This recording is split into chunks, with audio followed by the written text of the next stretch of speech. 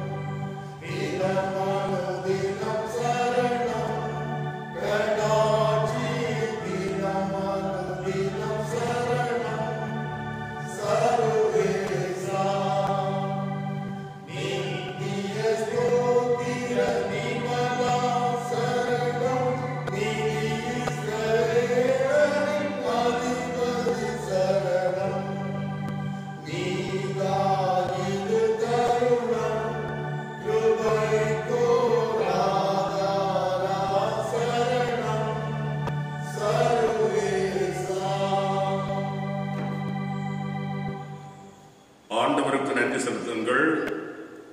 அவருடைய பெயரை சொல்லி வழிபடுங்கள். அவருக்கு பாடல் பாடுங்கள். அவரை புகழ்ந்தேத்துங்கள். அவர் திருப்பெயரை மாட்சிமைப்படுத்துங்கள். ஆண்டவரை தேடுவோரின் இதயம் அக்களிப்பதாக. உலகின் அரசர்களே, எல்லா மக்களினங்களே, தலைவர்களே, இளையோரே, கன்னியரே, முதியோரே, சிறியோரே, எல்லாரும் ஆண்டவரை போற்றி புகழுங்கள். நம்மை படைத்த கடவுளை மாட்சிமைப்படுத்த பணிந்து துணிந்து முழங்கால் படியிடுவோம் வாருங்கள். ஆண்டவரை நோக்கி நாம் வேண்டுதல் செய்வோமாக. எல்லா துதிகளுக்கும் தோத்திரங்களுக்கும் பாத்திரராக இருக்கிற தந்தை, மைந்தன், தூயாவி என்னும் திரித்துவ கடவுளே, இந்த மாட்சிமையும் ஆசீர்வாதமும் நிறைந்த இந்த புனிதமான ஓய்வு நாளின் காலை பொழுதற்காய் கடவுளுக்கு நன்றி சொல்லுகிறோம். ஆண்டவரை போற்றுகிறோம். ஆண்டவரை துதிக்கின்றோம். சுவாமி, கடந்து போன காலங்கள் வேளைகளை எல்லாம் நாங்கள் திரும்பி பார்க்கிறோம். நாங்கள் எத்தகைய உலகிலே, எத்தகைய சூழலிலே நாங்கள் வைக்கப்பட்டிருக்கிறோம் என்பதை ஆண்டவர் திட்டமாக அறிகின்றேன். உலகம் முழுவதும் பதட்டம் நிறைந்த சூழலில், மரண இருளின் பள்ளத்தாக்கின் அனுபவத்தில் எத்தனையோ மக்கள் வைக்கப்பட்டிருக்கின்ற அந்த நேரங்களை மிகுந்த பாரத்தோடு ஆண்டவருடைய திருச்சமூகத்திலே நாங்கள் சொல்லுகிறோம். சுவாமி, ஆண்டவரே, இந்த பயங்கரமான உலக வாழ்விலும் காண்பவை எல்லாம் மாறிக்கொண்டிருக்கின்ற அனித்தியமான நிலையற்ற இந்த உலக வாழ்விலும் நல்லவராய், வல்லவராய், கைவிடாத கடவுளாய், எங்களை கரம் பற்றி நடத்துகின்ற ஆண்டவராய், நாங்கள் சந்திக்கின்ற இன்ப துன்பங்களிலே எங்களை தாங்கி நடத்துகின்ற இம்மானுவேலாய் ஆண்டவரே, நீர் எங்களை நடத்தி வருகின்றீர். எங்கள் கண்களை கண்ணீருக்கும், எங்கள் கால்களை இடறுதலுக்கும், எங்கள் வாழ்வை மரணத்திற்கும் விலக்கி காத்து இந்த ஜீவனுள்ளோர் தேசத்தில் ஒவ்வொரு மணித்துளிகளும் ஆண்டவருடைய கிருபை எங்களை நடத்துகிறது. உம்முடைய கிருபையினால் நடத்தப்படுகின்றோம், காக்கப்படுகின்றோம் என்ற அந்த நன்றி பெருக்கோடு நாங்கள் கடவுளுக்கு ஸ்தோத்திரம் எடுக்கிறோம் சுவாமி. ஆண்டவரே, இந்த பிரசுத்த நாளும் காலை பொழுதிலே நடைபெறுகின்ற இந்த புனிதமான தொழுகையை கடவுள் ஆசீர்வதித்தருள வேண்டும் என்று கொண்டாடுகின்றோம். அநேக மாதங்களாய் ஆலயங்கள் எல்லாம் பூட்டப்பட்டிருக்கின்ற ஒரு நிலையை ஆண்டவர் அறிகின்றீர். இறைவனுடைய பாதத்திலே நாங்கள் கூடி வந்து ஆண்டவரை நாங்கள் வழிபட்ட அந்த காலங்களை வேலைகளை எல்லாம் நாங்கள் எண்ணி பார்க்கிறோம். இன்று எத்தகைய ஒரு நிர்பந்தமான சூழலில் நாங்கள் வைக்கப்பட்டிருக்கிறோம் என்பதையும் ஆண்டவரின் திருச்சமூகத்தில் மிகுந்த வேதனையோடு நாங்கள் எண்ணி பார்க்கின்றோம் சுவாமி. இத்தகைய ஒரு சூழலிலும் ஆண்டவரே, காணொலி காட்சியின் வழியாக இந்த தொழுகை நடைபெறவும், இந்த தொழுகையிலே அநேக மக்கள் தாங்கள் இருக்கின்ற இடங்களில் இருந்து பங்கு கொண்டு இறைவனை மாட்சிமைப்படுத்தி இறை ஆசி பெற்றுக்கொள்ள ஆண்டவர் அருள் தருகின்றீர். கடவுளுக்கு நாங்கள் நன்றி படைக்கின்றோம். ஆண்டவரே, இந்த தொழுகையை நீர் எங்களுக்கு ஆசீர்வதித்து தர வேண்டும் என்று கொண்டாடுகின்றோம்.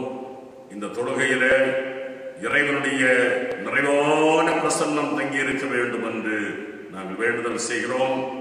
நாங்கள் பாடுகின்ற பாடல்கள், வாசிக்கின்ற இறைவனுடைய திருவார்த்தைகள், அன்பான உதவி போடுகிற மூலமாக நாங்கள் தியானிக்க ஆயத்தப்படுகின்ற இறைவனுடைய வார்த்தைகள், நாங்கள் ஏறெடுக்கின்ற ஜெப விண்ணப்பங்கள், மற்ற எல்லா தொழுகைகளுடைய அம்சங்களும் ஆண்டவரே அனைவருக்கும் ஆசீர்வாதமாக அமைய ஆண்டவர் அருள்தாரும்.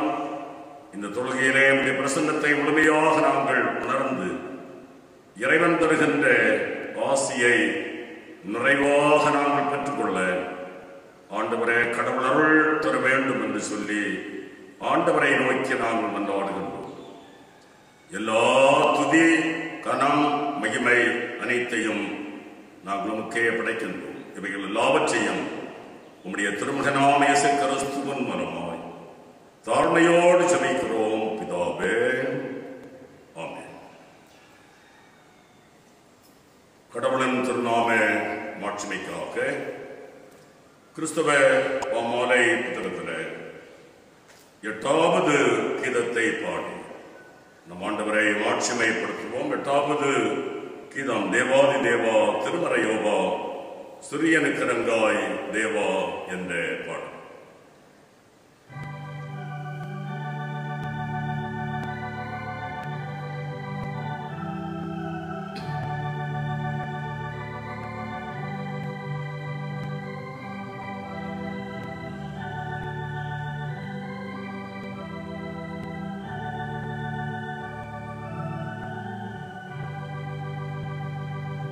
Dewa, Dewa, Dewa,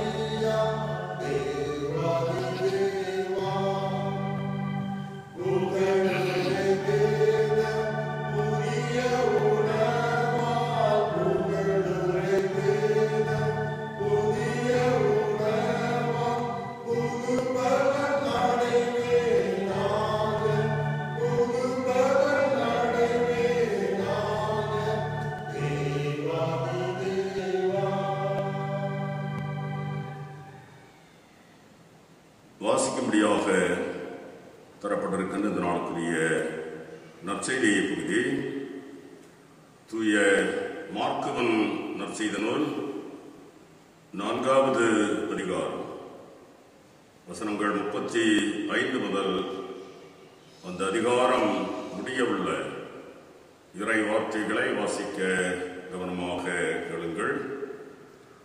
மார்க்குவன் நற்செய்தி நூல் 4வது அதிகாரம் வசனங்கள் 35 முதல் அந்த அதிகாரம் முடியவுள்ள இறை வார்த்தைகள்.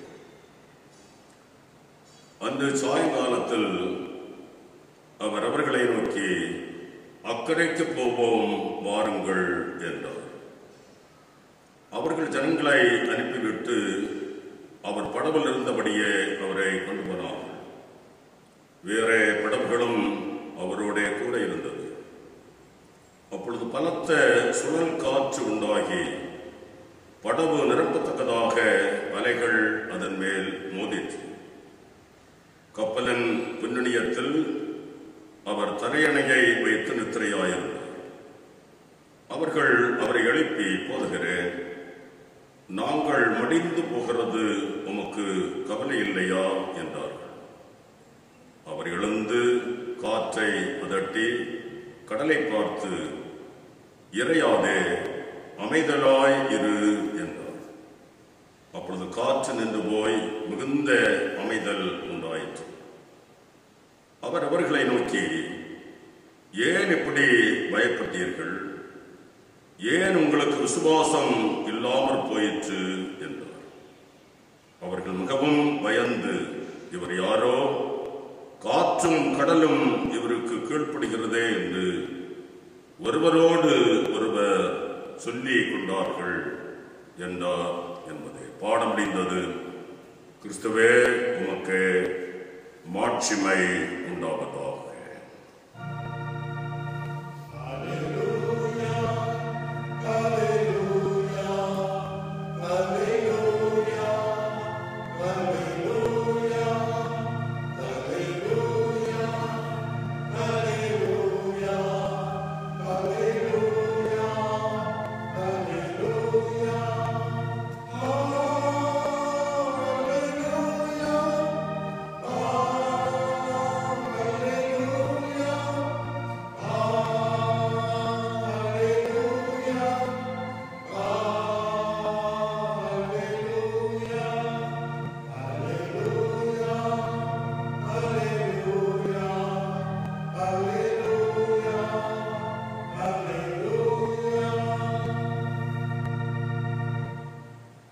இந்த ஓய்வு நாளில் காலை வேளையிலும் உங்கள் அனைவரையும் ஒரு முறை கூட வாழ்த்தி வரவேற்றுக் கொள்கிறோம்.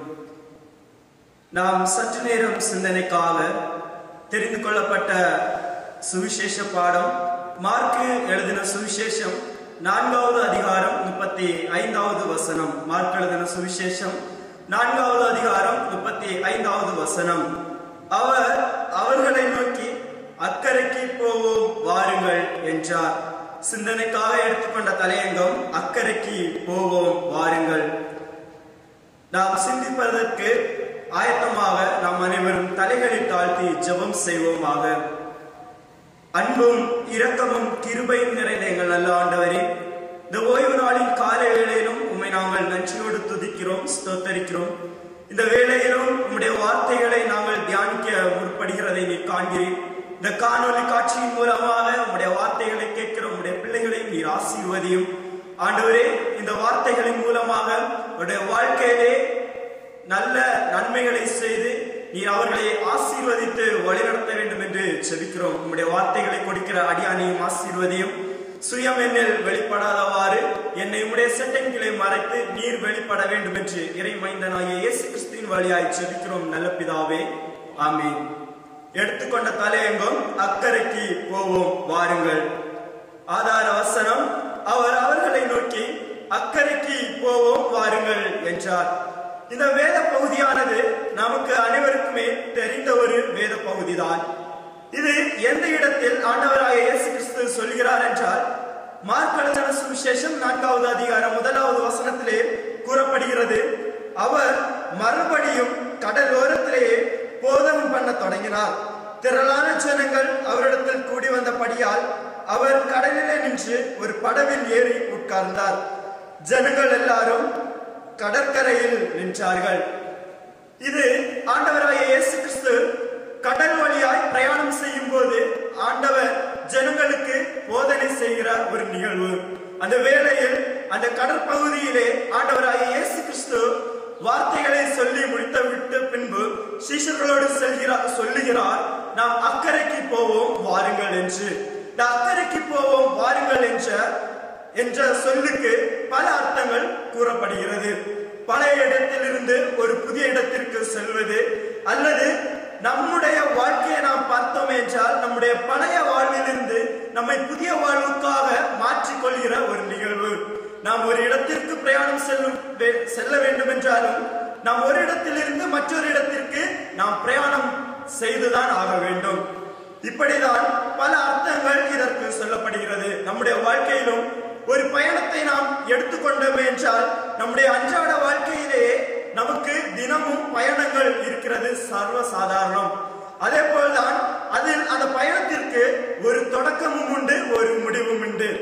ஆனால் இந்த பிரயாணத்திலே ஒரு தொடக்கம் முடிவு, இந்த இரண்டிற்கும் இடைப்பட்ட காலங்களை நாம் சிந்தித்து பார்க்க வேண்டும். இந்த இடைப்பட்ட காலங்களிலே நம்முடைய பிரயாணங்களில் ஒரு வேளைகளில் தடைகள் ஏற்படலாம், ஒரு வேளைகளில் வாகனங்கள் விபத்திற்குள்ளாகவோ இல்லை என்றால் ஏதாவது ஒரு பிரச்சனைகளும் நம்முடைய அதில் காணப்படும். நாம் நம்முடைய வாழ்க்கையிலே நாம் பார்த்தோம் என்றால் மனிதர்களுக்கு பிறப்பும் உண்டு, இறப்பும் உண்டு.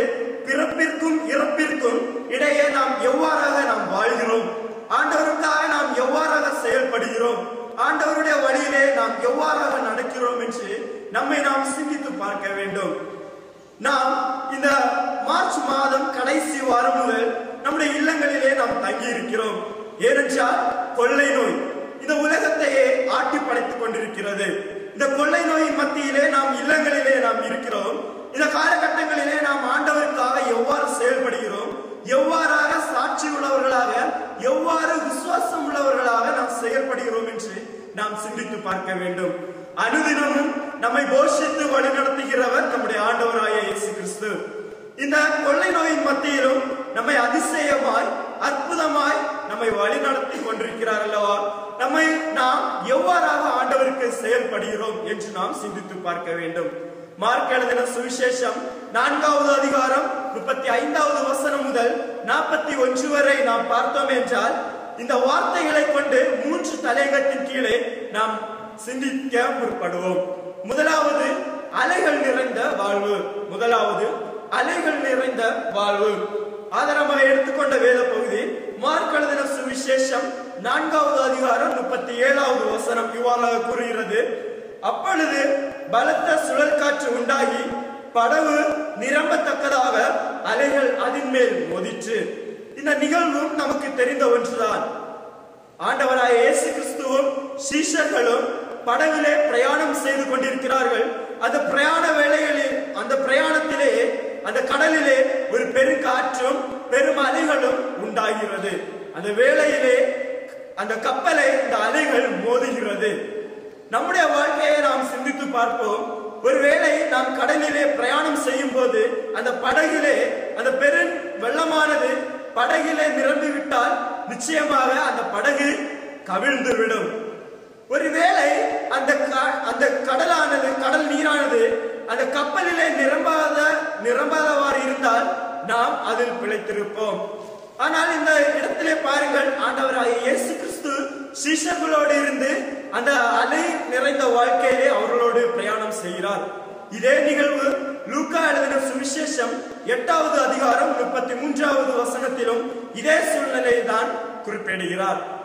இது ஒருவேளை இயேசு கிறிஸ்து பிரயாணம் செய்யாமல் இருந்திருந்தால் இந்த சீஷர்களின் நிலைமை என்ன நாம் சிந்தித்து பார்க்க வேண்டும். நம்முடைய வாழ்க்கையிலும் நம்முடைய அலைகள் நிறைந்த வாழ்க்கையிலே ஆண்டவராகிய இயேசு கிறிஸ்து இல்லை என்றால் நம்முடைய வாழ்க்கையும் அழிவற்ற ஒரு நிலைமையை தான் நாம் காண முடியும்.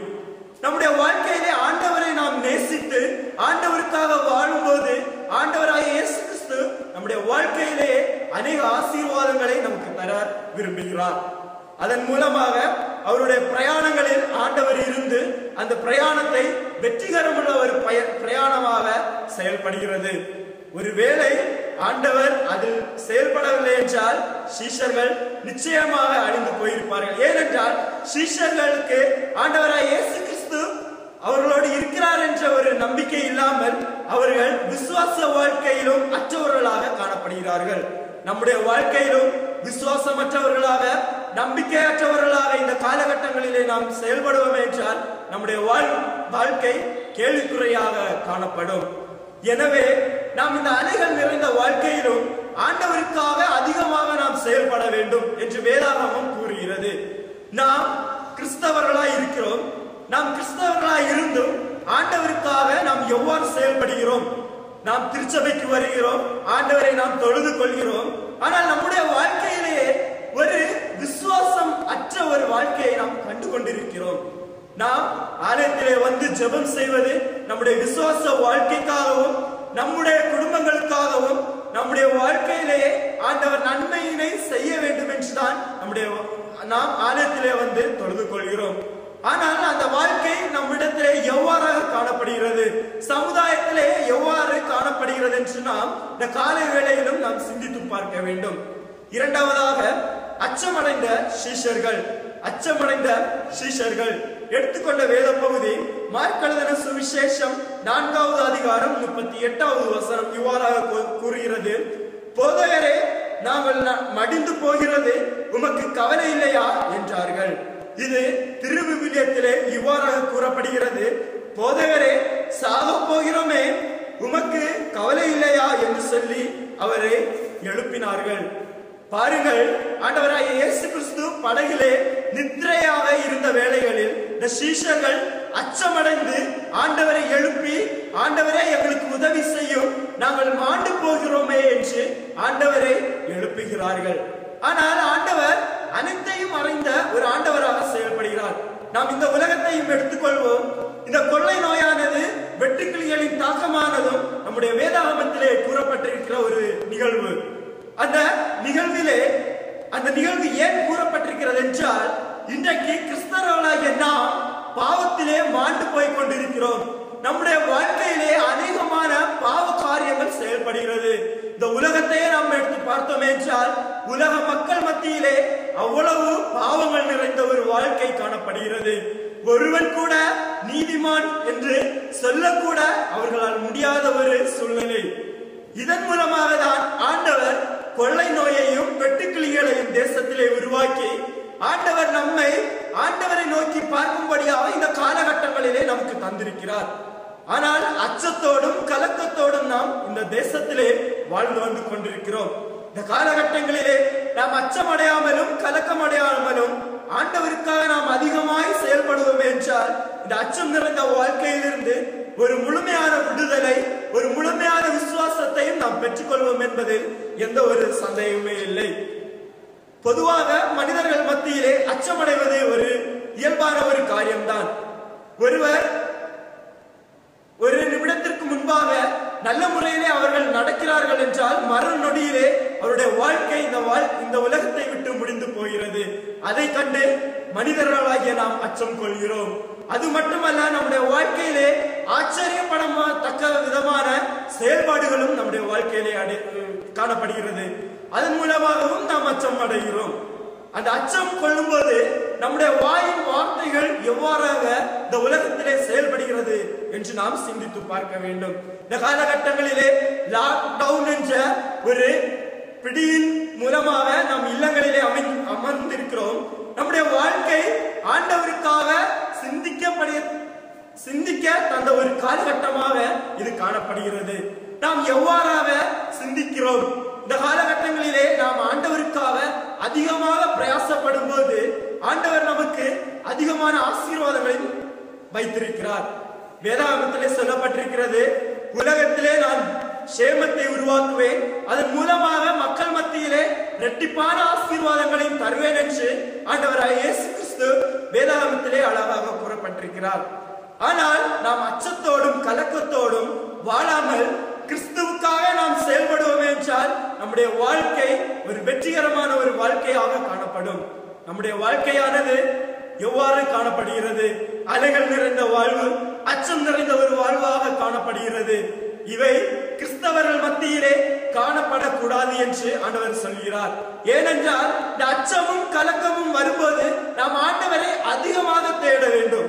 அதிகமாக தேடும் போது நம்மை ஆண்டவர் அவருடைய கருத்திலே தாங்கி நம்மை இரட்டிப்பாக ஆசீர்வாதங்களை தந்து நம்மை வழி நடத்துவார் என்பதில் எந்த ஒரு சந்தேகமே இல்லை. அமைதியாளர்களும் கிறிஸ்து. மூன்றாவதாக அமைதியாளர்களும் கிறிஸ்து. மார்க் எழுதின சுவிசேஷம் 4வது அதிகாரம் 39வது வசனம் இவ்வாறாக கூறுகிறது: அவர் எழுந்து காற்றை அதட்டி கடலை பார்த்து, இறையாதே, அமைதலாயிரு என்றார். அப்பொழுது காற்று நின்று போய் மிகுந்த அமைதல் உண்டாயிற்று என்று ஆண்டவராகிய இயேசு கிறிஸ்து வேதாகமத்திலே கூறியிருக்கிறார். இயேசு கிறிஸ்து சீஷர்களுக்கு உண்டாக்கின அல்லது சீஷர்களை அச்சமடைய வைத்த ஒரு காரியம்தான் இந்த அலைகள் நிறைந்த வாழ்வும் அச்சம் நிறைந்த வாழ்வும். ஆனால் சீஷர்கள் என்ன செய்கிறார்கள்? கலக்கம் அடைகிறார்கள். அமைதியற்ற வாழ்வில் இருந்து அவர்கள் கலக்கம் அடைகிறதை நாம் காண்கிறோம். நம்முடைய வாழ்க்கையிலும் சில நேரங்களிலே நாம் வியாதி உள்ளவர்களாகவும் நாம் காணப்படுகிறோம். குடும்பங்களிலே பிரச்சனை உள்ளவர்களாகவும் காணப்படுகிறோம். இந்த வாழ்க்கையிலே நாம் எவ்வாறாக செயல்படுகிறோம்? அமைதி உள்ளவர்களாக நாம் செயல்படுகிறோமா, அல்ல என்றால் அமைதி அற்றவர்களாக நாம் செயல்படுகிறோமா என்று நாம் சிந்தித்து பார்க்க வேண்டும். நம்முடைய வாழ்க்கையிலே அமைதி என்பது ஆண்டவராகிய இயேசு கிறிஸ்து தருகிற ஒரு அருள் கொடை. இந்த தேசத்தை நாம் எடுத்து பார்ப்போம். காஷ்மீர் பகுதியிலே இன்றைக்கு அச்சம் நிறைந்த வாழ்க்கையும் அலை நிறைந்த வாழ்க்கையும் தான் காணப்படுகிறது. ஏனென்றால் எப்பொழுது தீவிரவாதிகள் தாக்குவார்கள் என்ற ஒரு பயமும் ஒரு கலக்கமும் அங்கு காணப்படுகிறது. ஆனால் ஆண்டவராகிய இயேசு கிறிஸ்து என்ன சொல்கிறார் என்றால், நான் உலகத்திலே சமாதானத்தை வைத்து போகிறேன் என்று சொல்லியிருக்கிறார். ஆண்டவராகிய இயேசு கிறிஸ்து உலகத்திலே எந்த ஒரு கலக்கமும் அச்சமும் நம்முடைய வாழ்க்கையில ஏற்படக்கூடாது என்று நினைக்கிறார். ஆனால் நம்முடைய கிறிஸ்தவர்களாகிய நாம் எவ்வாறாக செயல்படுகிறோம்? நம்முடைய வாழ்க்கையிலே அமைதி காணப்படுகிறதா என்றால் நிச்சயமாக இல்லை என்றுதான் கூற முடியும். ஏனென்றால் அனுதினமும் நாம் பல பிரச்சனைகளை சந்தித்துக் கொண்டிருக்கிறோம். இதன் மத்தியிலும் நாம் அமைதியுடைய வாழ்க்கையை நாம் கண்டுகொள்ள வேண்டும் என்றால் நாம் ஆண்டவரை தேடவும் அதிகமாக அவரிலே வாஞ்சை உள்ளவர்களாகவும் செயல்பட வேண்டும். இன்னுமாக அவர் திருமறையில் தீர்க்க தரிசனமாக இவ்வாறு சொல்லியிருக்கிறார், இந்த கொள்ளை நோயையும் வெட்டுக்கிளிகளையும் பற்றி. இதிலே நாம் அமைதி உள்ளவர்களாக ஆண்டவரிடத்திலே அதிகமாக ஜெபம் செய்கிறவர்களாக காணப்பட வேண்டும். இந்த உலகத்திற்காக நாம் கிறிஸ்தவர்களாக இருக்கிறோம். நாம் உலகத்திற்காக ஜெபிக்கிறோமா? தேசத்திற்காக ஜெபிக்கிறோமா? நம்முடைய இந்திய தேசத்திற்காகவும் தமிழ்நாட்டிற்காகவும் தமிழ்நாட்டை ஆட்சி செய்கிற ஆட்சியாளர்களுக்காகவும் நாம் ஜெபிக்கிறோமா என்று நாம் சிந்தித்து பார்க்க வேண்டும். அவ்வாறு நாம் ஜெபித்தோம் என்றால் இந்த உலகத்திலே அலைகள் நிறைந்த வாழ்க்கையும் அச்சங்கள் நிறைந்த வாழ்க்கையும் இந்த தேசத்திலே காணப்பட முடியாது. ஏனென்றால் ஆண்டவர் அளவுக்கு அதிகமான அற்புதங்களையும் அடையாளங்களையும் தேசத்திலே செய்கிற வல்லவராய் இருக்கிறார். இவ்வாறாக அவர் காற்றை அதட்டுகிறார், கடலையும் பார்த்து இறையாதே என்று சொல்கிறார். இதே போலதான் இந்த உலகத்திலே உள்ள எந்த ஒரு வியாதியா இருந்தாலும் அதை தடுக்குவதற்கு வல்லவராய் ஆண்டவர் செயல்படுகிறார். நம்மை ஆண்டவரிடத்திலே ஒரு வாழ்க்கை, நம்மை ஒரு புதிய வாழ்க்கைக்காக நம்மை ஒப்படைக்க வேண்டும். ஏனென்றால் அதைத்தான் அவர் எதிர்பார்க்கிறார். நம்முடைய பாவ வாழ்க்கையிலிருந்து நாம் நம்மை ஆண்டவரிடத்திலே ஒப்படைக்கும் போது நம்மிடத்திலே ஒரு புதிய வாழ்வு காணப்பட முடியும். இது இன்னுமாக சங்கீதம் 24:1 கூறுகிறது, உலகமும் அதில் உள்ள குடிகளும் கர்த்தருடையது என்று கூறப்பட்டிருக்கிறது. நிச்சயமாக நாம் இந்த உலகத்திற்கு சொந்தமானவர்கள் அல்ல. நாம் யாருக்கு சொந்தமானவர்கள் என்றால் ஆண்டவராகிய இயேசு கிறிஸ்துவுக்கு நாம் சொந்தமானவர்கள். ஆனால் இந்த தேசத்திலே நாம் ஆண்டவருக்காக என்ன செய்கிறோம்? ஆண்டவருக்காக நாம் எப்படியாக பிரயாசப்படுகிறோம்? ஆண்டவருடைய விசுவாச வாழ்க்கையிலே நாம் எவ்வாறாக வாழ்கிறோம் என்று நாம் சிந்தித்து பார்க்க வேண்டும். ஆகவே இந்த காலகட்டங்களிலே நம்மில் உள்ள பொறாமை, பகைமை, மற்றவர்களை புறம் கூறுதல், மற்றவர்களை துன்புறுத்துதல் ஆகியவற்றிலிருந்து நாம் மாறி அவர்களை அன்பு செய்யவும் அவர்களை அரவணைக்கவும் நம்மை பழக்கப்படுத்திக் கொள்ள வேண்டும். அவ்வாறு பழக்கப்படுத்திக் கொள்ளும் போது ஆண்டவர் நம் மூலமாக இந்த தேசத்திலே வெளிப்படுவார் என்பதில் எந்த ஒரு சந்தேகமே இல்லை. நாம் அறிந்த ஒரு கதைதான். எல்லாருக்குமே தெரியும் டைட்டானிக் கப்பல். அந்த கப்பலை யாராலையும் எந்த ஒரு சூழலிலும் அதை உடைக்க முடியாது என்று கூறியிருந்த வேளையிலும் இந்த கப்பலானது பிரயாணம் செய்து கொண்டிருக்கிற போது ஒரு பனிப்பாறையிலே மோதி அது அமிழ்ந்து போகிறதை நாம் காண்கிறோம். நிச்சயமாக நம்முடைய வாழ்க்கை எவ்வாறாக காணப்படுகிறது? நாம் ஆண்டவரை விட்டு பின்வாங்கும் போது நம்முடைய குடும்பங்களிலே அநேக பிரச்சனைகளும் தனிப்பட்ட வாழ்க்கையிலும் பிரச்சனைகளும் காணப்படுகிறது. ஆனால் நாம் ஆண்டவரை விட்டு பின்வாங்காமல் ஆண்டவருக்காக நாம் அதிகமாய் செயல்படும் போது நம்முடைய வாழ்க்கை அநேக ஆசீர்வாதங்களை கண்டுகொள்ள முடியும் என்பதில் எந்த ஒரு சந்தேகமே இல்லை.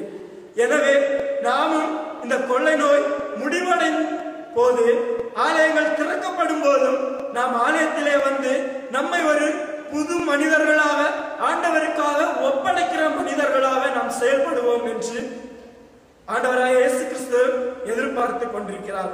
எனவே நாமும் அலைகள் நிறைந்த வாழ்விலும் அச்சம் நிறைந்த வாழ்விலும் அமைதி உள்ள வாழ்விலும் நம்மை இயேசு கிறிஸ்துவுக்கு அதிகமாய் நம்மை வழி நடத்துவோம்.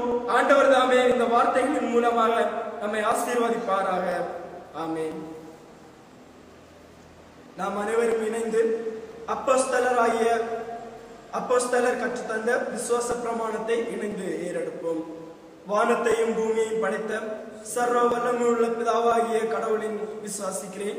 அவருடைய ஒரே குமாரனாகிய நம்முடைய நாதர் இயேசு கிறிஸ்துவையும் விசுவாசிக்கிறேன். அவர் பரிசுத்தாவினாலே கன்னிமரியாளுக்கு உட்பட்டு பிறந்தார். பொந்தி பிலாத்தின் காலத்தில் பாடுபட்டு சிலுவையில் அறையுண்டு மரித்து அடக்கம் பண்ணப்பட்டு பாதாளத்தில் இறங்கினார்.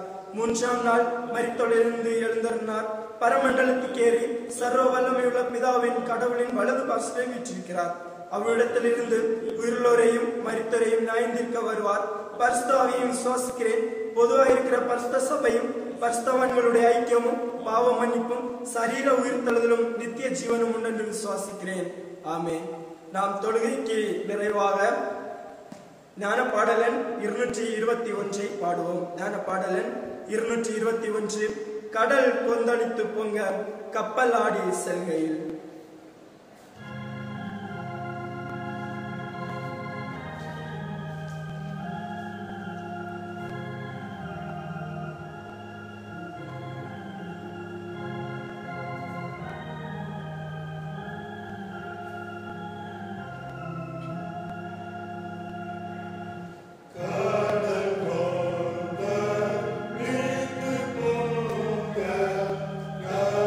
Kepalari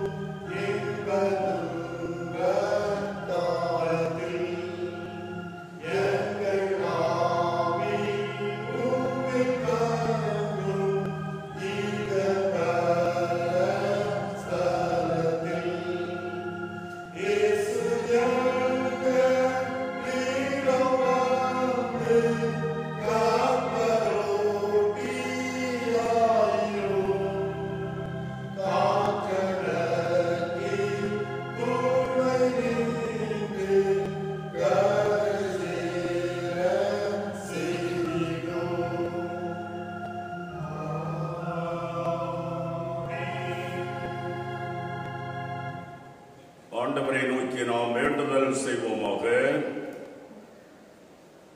அன்பு நிறைந்த நல்ல ஆண்டவரே, ஆசீர்வாதமான காலை பொழுதற்காய் நாங்கள் ஆண்டவருக்கு நன்றி சொல்லுகிறோம். கடந்த ஒரு வார காலங்களை பத்திரமாய் காத்த கடவுள் ஒரு புதிய வாரத்தை அன்பு கொடையாக எங்களுக்கு தந்திருக்கின்றீர். காலங்கள் இறைவனுடைய கரத்தில் இருக்கிறது என்று சொல்லப்பட்டிருக்கிறது. காலங்களை, நாட்களை, வேளைகளை, மணித்துளிகளை உம்முடைய மாபெரும் இரக்கத்தினால் தந்து இந்த பூலோக வாழ்விலே ஆண்டவரங்களை நடத்தி வருகின்ற உம்முடைய மாபெரும் கிருபைகளை, அன்பை நன்றி பெருக்கோடு நாங்கள் எண்ணி பார்க்கின்றோம் சுவாமி. உலகிலே எத்தனையோ மக்களுக்கு கொடுக்கப்படாத காலங்கள் இறைவனால் எங்களுக்கு தரப்பட்டிருக்கிறது. ஆண்டவரே, நாங்கள் தாழ்மையோடு எண்ணி பார்க்க, ஆண்டவருடைய இரக்கத்தை நாங்கள் எண்ணி பார்க்க, ஆண்டவரின் அருளை நாங்கள் எண்ணி பார்க்க, ஆண்டவர் எங்கள் மேல் பொழிகின்ற அன்பை நாங்கள் எண்ணி பார்க்க, ஆண்டவருக்கு நன்றியுள்ள மக்களாய், சாட்சிகளாய் இந்த உலகிலே நாங்கள் வாழ ஆண்டவரே கடவுள் அருள் தர வேண்டும் என்று சொல்லி மன்றாடுகின்றோம். உலகத்தினுடைய அமைதி வாழ்விற்காய் ஆண்டவரை நோக்கி நாங்கள் மன்றாடுகின்றோம். உலகம் முழுவதிலும் ஆளுகின்ற எல்லா மக்களையும் ஆண்டவரே நீர் ஆசீர்வதிப்பீராக. பல்வேறு சூழல்களினால், உள்நாட்டு குழப்பங்களினால், தீவிரவாத செயல்பாடுகளினால் ஆண்டவரே அமைதி வாழ்வை இழந்து பாதிக்கப்பட்டிருக்கின்ற எத்தனையோ மக்கள் உண்டு ஆண்டவரே.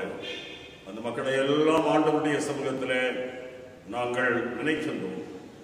குறிப்பாக வட கொரியாவுக்கும் தென் கொரியாவுக்கும் இடையிலே இருக்கின்ற மிக பதட்டமான சூழல்களை ஆண்டவரே உடைய திருச்சமூகத்திலே நாங்கள் பாரத்தோடு நினைக்கின்றோம். இந்திய நாட்டிலே காஷ்மீர் பகுதியிலே நீண்ட காலங்களாக இருக்கின்ற பதட்டமான சூழல்களை நாங்கள் எண்ணி பார்க்கின்றோம். இந்த நாட்டை காக்கின்ற புனிதமான பணிவிடைகளை செய்கின்ற இராணுவ வீரர்கள் அவ்வப்போது மடிந்து கொண்டிருக்கின்ற அறிவிக்கப்படாத ஒரு மறைமுக யுத்தமானது அந்த பகுதியிலே நடைபெற்றுக் கொண்டிருப்பதையும் ஆண்டவரே நீர் அறிகின்றீர். இத்தகைய எல்லா சூழல்களும் நீக்கப்பட்டு அமைதி வாழ்வு எல்லா மக்களுக்கும் பரத்திலிருந்து கிடைக்க வேண்டும், எல்லா தேசங்களுக்கும் கிடைக்க வேண்டும், எல்லா பகுதிகளுக்கும் கிடைக்க வேண்டும் என்று ஆண்டவரை நோக்கி மன்றாடி இருக்கிறோம். குறிப்பாக சீனாவுக்கும் இந்தியாவுக்கும் இடையிலே லடாக் பகுதியிலே இருக்கின்ற பதட்டமான சூழல்களை ஆண்டவருடைய பாதத்திலே நினைக்கின்றோம். ஆண்டவரே, இந்த எல்லையில் இருக்கின்ற பதட்டங்கள் முழுமையாக நீங்கி அமைதி சூழல்கள் உருவாக ஆண்டவர் அருள் தர வேண்டும் என்று கடவுளை நோக்கி மன்றாடி இருக்கின்றோம். ஆண்டவரே, உலகத்தை ஆட்டி படைத்து எண்ணிலடங்காத உயிர்களை ஆண்டவரே உயிர்ப்பலி வாங்கிக் கொண்டிருக்கின்ற கொரோனா வைரஸ் நோயை ஆண்டவரின் பாவத்திலே பாரத்தோடு நாம் நினைக்கின்றோம். அனுதினமும் இந்த நோயினால் ஆயிரக்கணக்கான மக்கள் மடிந்து கொண்டிருக்கின்ற அந்த பயங்கரமான நிலைகளை ஆண்டவரே உடைய சமூகத்திலே நாங்கள் எண்ணி பார்க்கிறோம். இந்த நோய் எப்படி வந்தது, யாரால் வந்தது, இதற்கு காரணம் என்ன என்பதை எல்லாம் நாங்கள் அறியோம். ஆண்டவரே, ஆண்டவர் எல்லாம் அறிகின்ற கடவுள். ஆண்டவரே, உம்முடைய கிருபை தேசத்திலே கிடைக்க வேண்டும். இந்த நோயினுடைய பிடியில் இருந்து இந்த உலகமும் தேசமும் நாங்களும் முழுமையாக விடுவிக்கப்பட ஆண்டவரே நீர் அருள் தர வேண்டும் என்று மன்றாடுகின்றோம். தங்களுக்கு அருமையானவர்களை இழந்து கண்ணீரோடு வேதனையோடு மரண இருளின் பள்ளத்தாக்கிலே வைக்கப்பட்டிருக்கின்ற எத்தனையோ குடும்பங்கள் உண்டு ஆண்டவரே. அந்த குடும்பங்களின் ஆறுதலுக்காய், அந்த குடும்பங்களின் அமைதி வாழ்வதற்காக நாங்கள் பாரத்தோடு மன்றாடி இருக்கிறோம். இந்த நோயை தொற்றினால் ஆண்டவரே பாதிக்கப்பட்டு மருத்துவ சிகிச்சையில் இருக்கின்ற எண்ணிலடங்காத மக்கள் உண்டு ஆண்டவரே. அவர்களின் விடுதலை வாழ்வுக்காய் சுகபலத்திற்காக நாங்கள் ஆண்டவரை நோக்கி மன்றாடி இருக்கின்றோம்.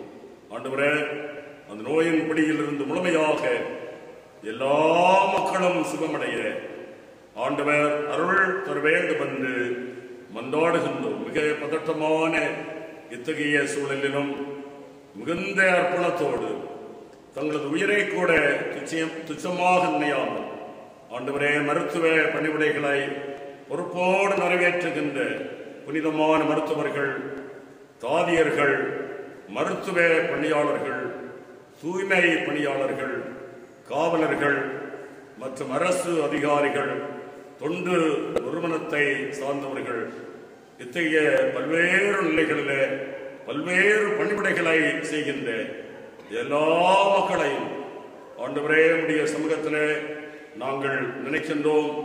அந்த பணிவிடைகள் எல்லாம் ஆண்டவரால் அங்கீகரிக்கப்பட்டு ஆசீர்வதிக்கப்பட வேண்டும் என்று சொல்லி மன்றாடுகின்றோம். இந்த கொள்ளை நோய் உலகத்தை, தேசத்தை விட்டு ஒழிந்து போக ஆண்டவரே கடவுள் இரக்கம் செய்ய வேண்டும் என்று மன்றாடுகின்றோம். ஆண்டவரால் இயலாதது ஒன்றுமில்லை என்று சொல்லப்பட்டிருக்கிறது. மனிதனால் கூடாத அனைத்தும் ஆண்டவரால் கூடும் என்று சொல்லப்பட்டிருக்கிறது. மருந்துகளினாலோ மருத்துவர்களினாலோ செய்ய முடியாதவற்றை கூட பரம மருத்துவராய் பரம மருந்தாய் இருக்கின்ற கடவுள் இன்றும் நீர் செய்கிறீர் என்பதை நாங்கள் திட்டமாக நம்புகிறோம். ஆண்டவர் விடுதலையின் தெய்வமாய் குமாரன் உங்களை விடுதலையாக்கினால் மெய்யாகவே விடுதலையாவீர்கள் என்று சொல்லப்பட்டிருக்கின்ற வண்ணமாய் குமாரனாகிய கிறிஸ்து விடுதலையின் ஆண்டவராய் இந்த உலகத்திலே வெளிப்பட்ட ஆண்டவர் இயேசு கிறிஸ்துவின் மரமாய் ஆண்டவரே இந்த இக்கட்டான கொடிய நோயின் பிடியிலிருந்து ஒவ்வொரு மக்களும், தேசமும், நாடும், உலகமும் ஆண்டவரே விடுவிக்கப்பட ஆண்டவர் அருள் தர வேண்டும் என்று மன்றாடுகின்றோம். உலக அளவிலே ஊரடங்கின் மூலமாய் பல்வேறு பாதிப்புகளை மக்கள் அடைந்து கொண்டிருப்பதை நாங்கள் அறிகின்றோம். புலம்பெயர்ந்த தொழிலாளர்கள் தங்களது வீட்டிற்கு செல்ல முடியாத நிலைகளிலே பாதிக்கப்பட்டிருக்கின்ற எத்தனையோ மக்கள் உண்டு. ஆண்டவரே, இந்த கொடிய நிலைகளிலே அவசரப்பட்டு தங்களது உயிரை மாய்த்துக் கொள்ளுகின்ற மக்கள் உண்டு. அதன் வழியாய் இந்த குடும்பங்கள் எந்த அளவிலே பாதிக்கப்பட்டிருக்கிறது என்பதை எல்லாம் ஆண்டவருடைய சமூகத்திலே நாங்கள் நினைக்கின்றோம். ஆண்டவரே, இந்த ஊரடங்கின் மூலமாய் ஆண்டவரை வழிபட இயலாத சூழ்நிலைகளை கடவுளுடைய பாதத்திலே நினைக்கின்றோம். ஆலயங்கள் எல்லாம் மூடப்பட்டிருக்கிறது, பள்ளிக்கூடங்கள் எல்லாம் மூடப்பட்டிருக்கிறது, கல்லூரிகள் எல்லாம் மூடப்பட்டிருக்கிறது. மேல் படிப்பிற்காக ஆயத்தப்படுகின்ற பிள்ளைகள் முழுமையாக பாதிக்கப்பட்டிருக்கின்றார்கள். ஆண்டவரே, இன்னும் பல்வேறு நிலைகளில் பாதிக்கப்பட்ட எல்லா மக்களையும் ஆண்டவருடைய சமூகத்திலே நினைக்கின்றோம். வேலை வாய்ப்பை இழந்தவர்கள், வாழ்வாதாரத்தை இழந்தவர்கள், வாழ வழியற்று வாழ்வதற்கு ஏங்கி தவிக்கின்ற எல்லா மக்களுக்காக நாங்கள் ஆண்டவரை நோக்கி மன்றாடுகின்றோம். குறிப்பாக இயற்கையின் மூலமாக ஏற்படுகின்ற அழிவை நாங்கள் எண்ணி பார்க்கின்றோம். வெட்டுக்கிளிகள் படையெடுத்து வந்து தேசத்தை அழிக்கின்ற நிலைகள் இறைவனுடைய வேதத்திலே என்ன என்ன சொல்லப்பட்டிருக்கிறதோ அவைகள் எல்லாம் ஒவ்வொன்றாக நிறைவேறிக் கொண்டிருக்கிறது என்பதை இந்த உலகத்திலே கடவுளிலே நம்பிக்கை கொண்டு வாழ்கின்ற ஒவ்வொரு மக்களும் எண்ணி பார்க்க ஆண்டவரே நீர் அருள் தர வேண்டும் என்று மன்றாடுகின்றோம். வெட்டுக்கிளிகள் மூலமாய் கடுமையான பாதிப்பை சந்திக்கின்ற ராஜஸ்தான், கர்நாடகா, எங்களது மாநிலத்தினுடைய சில பகுதிகள், இந்த பகுதிகளில் ஏற்பட்டிருக்கின்ற அந்த பாதிப்புகளை ஆண்டவரின் திருச்சமூகத்திலே நாங்கள் நினைக்கின்றோம். ஆண்டவரே, இத்தகைய பாதிப்புகளில் இருந்து கடவுள் விடுதலை வாழ்வை பெற வேண்டும் என்று ஆண்டவரை நோக்கி மன்றாடி இருக்கின்றோம். கடவுள் தந்த இந்த புனிதமான சபைக்காக ஆண்டவருக்கு நன்றி சொல்லுகிறோம். ஆண்டவரே, இந்த அமைதியான இந்த இடத்துல இந்த ஒரு சபை இந்த அளவிலே உருவாகி படிப்படியாக வளர்ந்து ஒரு சேகர சபையாக, இன்னும் சொல்ல போனால் அநேக சபைகளுக்கு ஒரு மாதிரியாக ஆண்டவரே இந்த சபையை இந்த பிராந்தியத்திலே கடவுள் தந்திருக்கின்றீர். நாங்கள் ஆண்டவருக்கு நன்றி சொல்லுகிறோம். சண்டைகளோ சச்சரவுகளோ பிரச்சனைகளோ எதுவும் இல்லாத ஒரு அமைதியின் சபையாய் கடவுள் இந்த சபையை நீ தந்திருக்கின்றீர். அமைதியின் நிறைவனாக இருக்கின்ற கடவுள் இந்த சபையை அமைதியின் பாதையிலே ஆண்டவர் வழிநடத்துகின்றீர். ஆண்டவருக்கு நன்றியுள்ள மக்களாக நாங்கள் எப்போதும் வாழ ஆண்டவரே கடவுள் அருள் தர வேண்டும் என்று மன்றாடுகின்றோம். குறிப்பாக இந்த சபையிலே உதவி போதகராக 4 ஆண்டு காலங்கள் சிறப்பான பணிகளை மிகுந்த அர்ப்பணிப்போடு நிறைவேற்றின அன்பு போதகர் செந்தில் அவர்களை நினைக்கின்றோம். அவருடைய மனைவி, அன்பான பிள்ளைகள் எல்லாரையும் ஆண்டவரே உடைய பாதை படியிலே தந்து நாங்கள் மன்றாடி இருக்கின்றோம். நமது பிள்ளைகளை குடும்பமாக நீர் ஆசீர்வதிப்பீராக. ஒரு புதிய பணிக்களத்திற்கு நேராக தமது பிள்ளைகள் தங்களது பணிவிடைகளை தொடர இருப்பதை கடவுள் அறிகின்றீர். ஆண்டவரே அந்த ஊழியர்கள் அனைத்தும் ஆண்டவரால் ஆசீர்வதிக்கப்பட வேண்டும் என்று சொல்லி மன்றாடுகின்றோம். எங்களது சேகர சபையிலே உதவி போதகராக நியமனம் பெற்று ஆண்டவருடைய பணிவிடைகளை சிறப்பாக தொடர்ந்து கொண்டிருக்கின்ற அன்பான தம்பி பைசோன் அவர்களுக்காக, அவருடைய பெற்றோர் குடும்பத்தார் எல்லாருக்காக நாங்கள் ஆண்டவரை நோக்கி மன்றாடுகின்றோம். தமது மகனையும் எந்த அளவிலே இந்த சபையிலே பயன்படுத்த கடவுள் சித்தம் கொள்ளுகின்றீரோ அந்த அளவிலே ஆண்டவர் தமது மகனை நீர் வல்லமையாக பயன்படுத்த வேண்டும் என்று சொல்லி மன்றாடுகின்றோம். சபைக்குழு அங்கத்தினர்கள் அவருடைய குடும்பத்தை ஆண்டவரே நீர் ஆசீர்வதிப்பீராக. ஆலய பணியாளர்கள் அவருடைய குடும்பத்தை ஆண்டவரே நீர் ஆசீர்வதிப்பீராக. எல்லா குடும்பங்களுக்காக ஆண்டவரை நோக்கி மன்றாடுகின்றோம். வயது முதிர்ந்த பெற்றோருக்காக நாங்கள் வேண்டுதல் செய்கின்றோம்.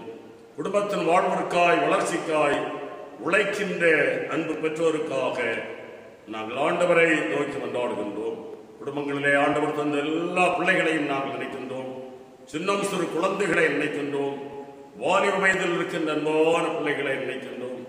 உழைக்கின்ற மக்களை நினைக்கின்றோம். படிக்கின்ற பிள்ளைகளை நாங்கள் நினைக்கின்றோம். ஆண்டவரே படிப்பு நிமித்தமாக, பணிகள் நிமித்தமாக துறமானிடங்களிலே, வெளிநாடுகளிலே, வெளி மாநிலங்களிலே இருக்கின்ற மக்களை எல்லாம் ஆண்டவருடைய திருச்சமூகத்திலே நாங்கள் நினைக்கின்றோம். குறிப்பாக இராணுவத்திலே, காவல்துறையிலே பணி செய்கின்ற அன்பான சகோதரர்களை ஆண்டவருடைய திருச்சமூகத்திலே நாங்கள் நினைக்கின்றோம்.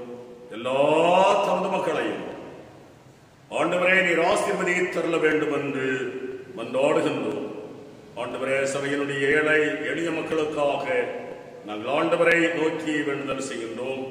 அநாதைகளாய், ஆதரவற்றவர்களாய், விதவை தாய்மாராய், வாழ்விலே பல்வேறு கஷ்டத்தோடு கடினப்பாடுகளின் மத்தியிலே வாழ்கின்ற மக்களை எல்லாம் ஆண்டவருடைய பாதத்திலே நாங்கள் தந்து மன்றாடுகின்றோம். ஆதரவற்ற நிலையிலும் கடன் சுமையினாலும் ஆண்டவரே பாதிக்கப்பட்டிருக்கின்ற அநேக குடும்பங்கள் உண்டு. ஆண்டவரே வேலை வாய்ப்பிற்காக காத்திருக்கின்ற மக்கள் உண்டு. ஆண்டவரே ஏற்ற காலங்களே வேலை வாய்ப்புகளை தந்து கடவுள் தமது மக்களை ஆசீர்வதித்தருள வேண்டும் என்று நாங்கள் மன்றாடுகின்றோம். திருமண வயதில் இருக்கின்ற அன்பான பிள்ளைகளுக்காக நாங்கள் ஜெபிக்கிறோம். இந்த ஊரடங்கு நிமித்தமாக திருமணங்கள் கடுமையாக பாதிக்கப்பட்டிருப்பதை கடவுள் அறிகின்றீர். இந்த தடைகள் மிக விரைவிலே நீக்கப்பட்டு அன்பான பிள்ளைகளுடைய திருமணங்கள் ஏற்ற காலங்களிலே மங்களகரமாக நடந்தேற வேண்டும். அதை நாங்கள் கண்டு கடவுளுக்கு நன்றி படைக்கின்ற காலங்களை கடவுள் தர வேண்டும் என்று மன்றாடுகின்றோம். தாய்மையடைந்து விடுதலைக்காய் காத்திருக்கின்ற அன்பான தமது மக்களுக்காக நாங்கள் வேண்டுதல் செய்கிறோம். குழந்தை பேற்றின் மூலமாய் விடுதலை பெற்று மகிழ்ச்சியோடு வாழ்கின்ற குடும்பங்களுக்காக மன்றாடுகின்றோம். நீண்ட காலங்களாய் குழந்தை செல்வங்கள் இல்லாமல் ஏங்கி தவிக்கின்ற குடும்பங்களையும் ஆண்டவருடைய பாத படியிலே தந்து நாங்கள் மன்றாடுகின்றோம். கவலையோடு, கண்ணீரோடு, பாரத்தோடு, வேதனையோடு வாழுகின்ற மக்களை எல்லாம் ஆண்டவருடைய திருச்சமூகத்திலே நாங்கள் கையளித்து மன்றாடுகின்றோம். வருத்தப்பட்டு பாரம் சுமக்கிறவர்களே, நீங்கள் எல்லாரும் என்னிடத்திலே வாருங்கள், நான் உங்களுக்கு இளைப்பாறுதல் தருவேன் என்று அழைக்கின்ற அந்த ஆண்டவர் எல்லா மக்களையும் நீர் ஆதரிக்க வேண்டும், அரவணைக்க வேண்டும், தேவைகளை சந்திக்க வேண்டும், ஆற்றி தேற்ற வேண்டும். நீர் இடைக்கலமாய், பலனாய், துணையாய், தாங்கி நடத்துகின்ற தெய்வமாய், தேவைகளை சந்திக்கின்ற தெய்வமாய் ஆண்டவரே நீர் செயலாற்ற வேண்டும் என்று நாங்கள் ஆண்டவரை நோக்கி மன்றாடி இருக்கிறோம். ஆண்டவரே, சிறப்பாக இந்த வாரத்தில் தங்களது திருமண நாளை கண்டு புதிய ஆண்டிற்குள்ளாக பிரவேசிக்கின்ற அன்பான குடும்பத்தாரை கடவுளுடைய பாதத்திலே நினைக்கின்றோம். புதிய ஆண்டிலே இறைவனுடைய ஆசீர்வாதங்கள் குடும்பங்களிலே நிறைவாய் புறத்தில் இருந்து தரப்பட வேண்டும் என்று சொல்லி கடவுளை நோக்கி மன்றாடி இருக்கிறோம். இந்த வாரத்திலே தங்களது பிறந்த நாள் விழாக்களை கண்டு புதிய வயதிலே பிரவேசிக்கின்ற இறை மக்களுக்காகவும் நாங்கள் ஆண்டவரை நோக்கி மன்றாடுகின்றோம். புதிய வயதிலே புதிய நன்மைகள், புதிய ஆசீர்வாதங்கள், சுகம், பலன், சமாதானம், மன அமைதி எல்லாவற்றையும் நிறைவாய் தமது பிள்ளைகள் பெற்று வாழ ஆண்டவரே கடவுள் அருள் தர வேண்டும் என்று நாங்கள் மன்றாடுகின்றோம். சபையின் பெரியோர் முதல் சிறியோர் வரைக்கும் ஒவ்வொரு தமது பிள்ளைகளையும் பேர் பேராய் தரந்தரமாய் ஆண்டவரே நீர் ஆசீர்வதிப்பீராக. இந்த வட்டாரத்திலே, இந்த தேசத்திலே வாழுகின்ற எல்லா குடும்பங்களையும் ஆண்டவர் ஆசீர்வதி தரல வேண்டும் என்று நாங்கள் மன்றாடுகின்றோம். ஆண்டவரே, சிறப்பாக இந்த நாளிலே இந்த தொழுகை காணொலி காட்சியின் வழியாக சிறந்த முறையிலே நடைபெறுவதற்கு ஆண்டவர் பயன்படுத்தின சபையின் செயலர் மற்றும் எங்களது கேர் மாஸ்டர் மிஸ்டர் அன்பு டிகனார், அன்பான தம்பி ஆபேர் கேல், இன்னும் பல நிலைகளிலே ஆதரவு தந்த அனைவரையும் ஆண்டவரே நீர் ஆசீர்வதி தரல வேண்டும் என்று நாங்கள் மன்றாடுகிறோம். இந்த நாளிலும் ஆண்டவரே நாங்கள் கேட்ட இறை வார்த்தைகளுக்காக நாங்கள் ஆண்டவருக்கு நன்றி சொல்கிறோம். அக்கறைக்கு போவோம் வாருங்கள் என்ற தலைப்பை மையமாக கொண்டு அலைகள் நிறைந்த வாழ்வு, அச்சம் அடைந்த சீடர்கள், அமைதி அருள்கின்ற இயேசு என்ற சிறப்பான கருத்துக்களை அன்பான உதவி போதகர் வழியாய் நாங்கள் கேட்க ஆண்டவரே நீர் எங்களுக்கு அருள் தந்தீர். உலகம் அச்சத்திலே மூழ்கி கிடக்கிறது. அச்ச உணர்வு உலகத்தை ஆட்டி படைக்கிறது. குறிப்பாக கொரோனா வைரஸ் உலகத்தை முழுமையாக அச்சத்தின் பிடியிலே, ஒரு மரண இருளின் பிடியிலே தள்ளியிருக்கின்ற மிக பயங்கரமான அந்த நிலையை ஆண்டவரின் சமூகத்திலே நாங்கள் எண்ணி பார்க்கிறோம். எந்த மணி துளியிலே என்ன நடக்குமோ என்ற அந்த அச்சமான மக்களை தீவிரமாக பாதித்துக் கொண்டிருக்கின்ற இந்த உலக வாழ்விலே ஆண்டவரே அமைதியின் கடவுள், அமைதி வாழ்வை தரவல்லவர், அச்சத்தின் பிடியிலிருந்து எங்களை விடுவிக்க வல்லவர். நாங்கள் எந்த நிலையில் வைக்கப்பட்டிருந்தாலும் எங்களை தள்ளாத கடவுள், எங்களை ஆதரிக்கின்ற கடவுள், எங்களை அரவணைக்கின்ற ஆண்டவர். மகனே, மகளே, பயப்படாதே, திகையாதே, கலங்காதே, நான் உன்னோடு இருக்கிறேன் என்று சொல்லுகின்ற அந்த வாக்கு மாறாத சமய சகாயராக இருக்கின்ற அந்த இறைவனால் ஆண்டவரே நாங்கள் அமைதி வாழ்வை பெற்று இந்த உலகத்திலே மகிழ்ச்சியோடு மன அமைதியோடு நாங்கள் வாழுகின்ற வாழ்வை எல்லாருக்கும் ஆண்டவர் தர வேண்டும் என்று மன்றாடுகின்றோம். ஆண்டவரே, காணொலி காட்சியின் வழியாய் இந்த தொழுகையிலே பங்கு கொள்ளுகின்ற எல்லா இறை மக்களையும், இந்த தொழுகையை பார்க்கின்றவர்கள், இந்த தொழுகையிலே பங்கு கொண்டு ஆண்டவரை மாட்சிமைப்படுத்துகின்றவர்கள், இறை வார்த்தையை கேட்கின்றவர்கள் எல்லாரும் ஆண்டவரால் சந்திக்கப்பட வேண்டும். இறைவனுடைய ஆசி எல்லா மக்களுக்கும் நிறைவாய் பரத்தில் இருந்து தரப்பட வேண்டும் என்று சொல்லி மன்றாடுகின்றோம். ஒரு புதிய வாரத்தை கடவுள் எங்களுக்கு கிருபையாக தருகின்றீர்.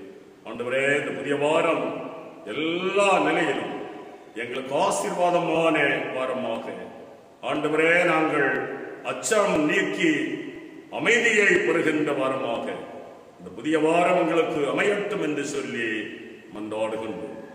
எங்களை ஆண்டவருடைய பாதத்திலே முழுமையாக நாங்கள் தருகிறோம்.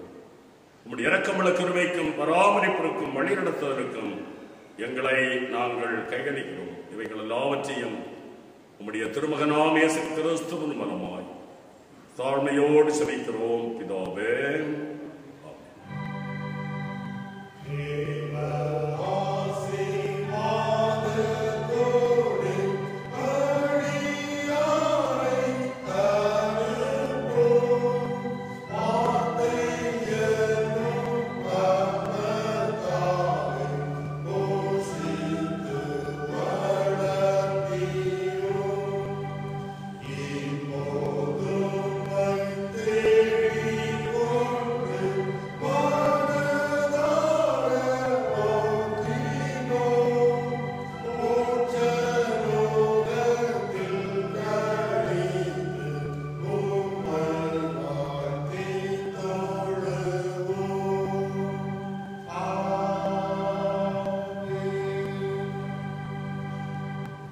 ஆண்டவர் உங்களை ஆசீர்வதித்து உங்களை காக்க கடவர். ஆண்டவர் தம்முடைய முகத்தை உங்கள் மேல் பிரகாசிக்க பண்ணி உங்கள் மேல் கிருபையாக இருக்க கடவர். ஆண்டவர் தம்முடைய முகத்தை உங்கள் மேல் பிரசன்னமாக்கி உங்களுக்கு சமாதானம் கட்டளையிட கடவர். ஆண்டவராகிய இயேசு கிறிஸ்துவின் கிருபையும் தந்தையாகிய கடவுளின் அன்பும் தூயாவியின் நீங்காத உறவும் நம் அனைவரோடும் சதா காலங்களில் நிலைத்திருப்பதாக.